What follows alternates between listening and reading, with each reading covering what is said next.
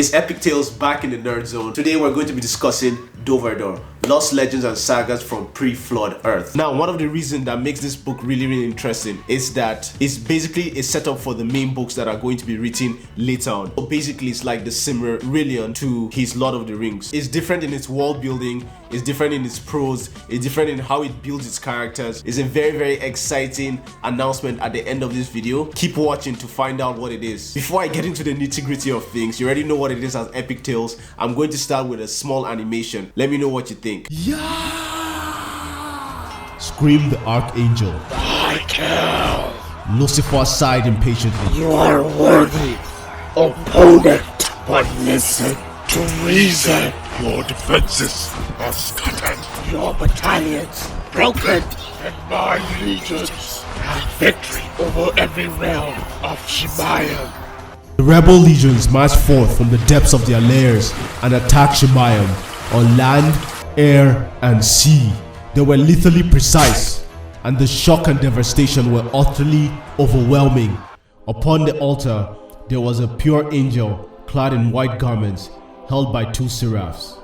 Then Lucifer broke the scepter. Upon this action, one of the seraphs slit the angel's throat, who bled blood of many colors, staining the white garments. Then the angel's form was laid upon the altar and set ablaze with blue-green fire. The blood of that angel shall light the fires of rebellion against the Supreme Creator's tyranny and usher the order of a new golden age for Shemayim. The great war in heaven saw the realms of Shemayim stained with the blood of many colors. From the time the first blade cleaved through wing and flesh, angels learned the meaning of pain, agony, suffering, trauma, fear, and oblivion. Untold numbers of Shemayim population were destroyed, and the slain cast into the cosmic firmament, as if they had never been. This was a very strange one for me because I have not read a book that has been written like this. What do I mean when I say that? It reads very much like law. With that established, it makes sense when you're reading this book and it breaks some of the very popular rules of writing, such as show, don't tell. He does a lot of telling instead of showing, but I could feel his intention in writing it that way. Something else that I found very different and very interesting at the same time is his use of very archaic language. He uses words like speak. Have you ever heard the word speak being used in a sentence before? The past tense of speak. Just like how Percy Jackson is based off Greek mythology, this book is based on Judeo-Christian beliefs, but it's not made with any religious intentions. So it's inspired by the creation story and the Luciferian story. So the creation story, how everything came to be, God creating reality, the angels, the different layers of heaven, the Luciferian stories, how he created Lucifer to rule over all the angels. So basically the rise and the fall of Lucifer and his relationship to God. There were a lot of ideas that he played with that it's difficult for you to wrap your mind around. Like, so for instance, just like Malazan that has characters that are hundreds of thousands of years old, comment the way time passes here 1 million years later. Subscribe.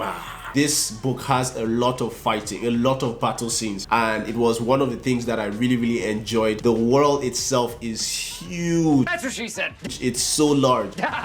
With Lucifer being the center of the story in terms of his relationship to God and everything, he was the one character that was really fleshed out. A lot of the other characters were distinctive, but I don't feel like they were like super fleshed out. Everything about it just read like a very big build up to something that is eventually going to be huge. Novus Renaissance, he's on my Discord. When I told him I had bought the book and I was going to read it and review it, I was like, yo, How large is this book? and he told me, well, my grandmom read it in 4 hours. So when I started reading the book, I found myself competing with his grandmom to finish the book in less than 4 hours. Now, for that special announcement that I mentioned earlier,